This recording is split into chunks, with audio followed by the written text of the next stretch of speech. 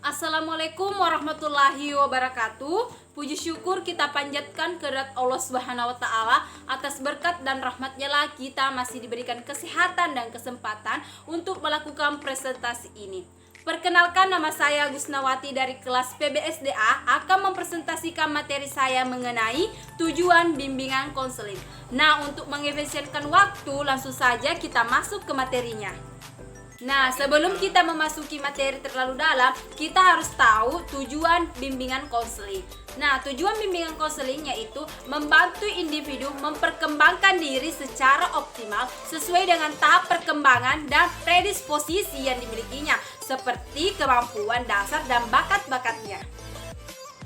Nah, selanjutnya, adapun tujuan umum dari layanan bimbingan dan konseling adalah sesuai dengan tujuan pendidikan sebagaimana dinyatakan dalam Undang-Undang Sistem Pendidikan UU SPN tahun 2003, Undang-Undang Nomor 20 2003, yaitu terwujudnya manusia Indonesia yang berbudi pekerti luhur, memiliki keterampilan dan pengetahuan, kesehatan jasmani dan rohani, serta rasa tanggung jawab ke masyarakat dan kebangsaan.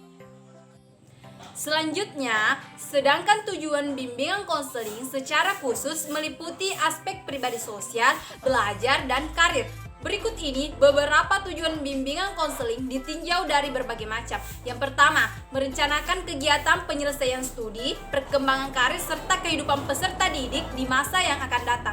Nah, yang kedua, menyesuaikan diri dengan lingkungan pendidikan dan lingkungan masyarakat. Yang ketiga, mengetahui hambatan dan kesulitan yang dihadapi peserta didik dalam studi, penyesuaian dengan lingkungan pendidikan dan masyarakat. Yang keempat, mengembangkan seluruh potensi dan kekuatan dimiliki oleh peserta didik seoptimal mungkin. Yang kelima, memiliki kesadaran diri untuk menggambarkan penampilan dan mengenal kekhususan yang ada pada dirinya.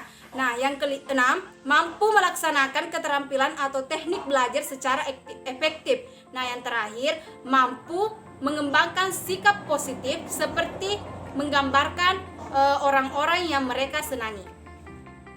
Selanjutnya, untuk mencapai tujuan-tujuan tersebut, mereka harus mendapatkan kesempatan untuk yang pertama, mengenal dan memahami potensi, kekuatan, dan tugas-tugas perkembangannya. Nah, yang kedua, mengenal dan memahami potensi atau peluang yang ada di lingkungannya. Yang ketiga, mengenal dan menentukan tujuan dan rencana hidupnya serta rencana pencapaian tujuan tersebut. Yang keempat, memahami dan mengatasi kesulitan-kesulitan sendiri. Nah, yang kelima, menggunakan kemampuannya untuk kepentingan dirinya, kepentingan lembaga tempat bekerja dan masyarakat.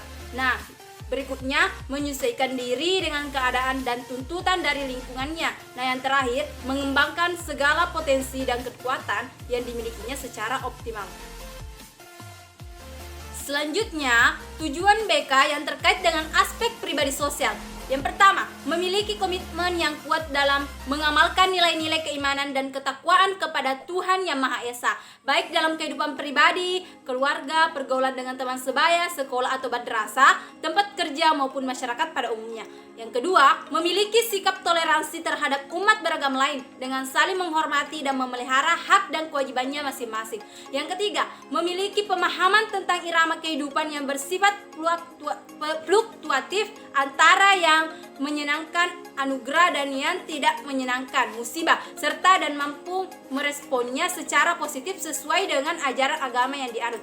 Yang keempat, memiliki pemahaman dan penerimaan diri secara objektif dan konstruktif, baik yang terkait dengan keunggulan maupun kelemahan, baik fisik maupun psikis. Nah, yang kelima, memiliki sikap positif antara respek terhadap diri sendiri dan orang lain.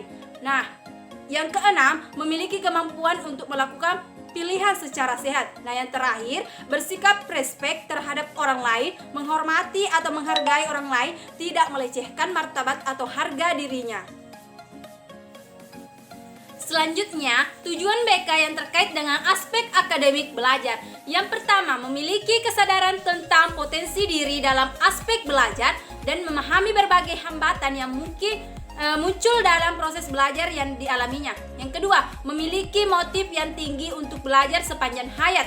Yang ketiga, memiliki sikap dan kebiasaan belajar yang positif, seperti kebiasaan membaca buku, mempunyai perhatian terhadap semua pelajaran, dan aktif mengikuti semua kegiatan belajar yang diprogramkan. Yang keempat, memiliki kesiapan mental dan kemampuan untuk menghadapi ujian. Yang kelima, memiliki keterampilan atau teknik belajar yang efektif seperti keterampilan membaca buku, menggunakan kamus, mencatat pelajaran, dan mempersiapkan diri menghadapi ujian. Yang terakhir, memiliki keterampilan untuk menetapkan tujuan dan perencanaan pendidikan seperti membuat jadwal belajar, mengerjakan tugas-tugas, menetapkan diri dalam memperdalam pelajaran tertentu, dan berusaha memperoleh informasi tentang berbagai hal dalam rangka mengembangkan wawasan yang lebih luas.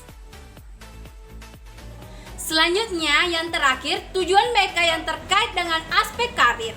Yang pertama, memiliki pemahaman diri, kemampuan, minat, dan kepribadian yang terkait dengan pekerjaan.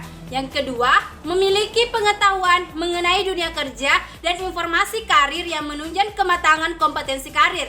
Yang ketiga, memiliki sikap positif terhadap dunia kerja dalam arti mau bekerja dalam bidang pekerjaan apapun tanpa merasa rendah diri, asal bermakna bagi dirinya dan sesuai dengan norma agama. Yang keempat, memahami relevansi kompetensi belajar, kemampuan menguasai pelajaran dengan persyaratan, keahlian atau keterampilan bidang pekerjaan yang menjadi cita-cita karirnya masa depan.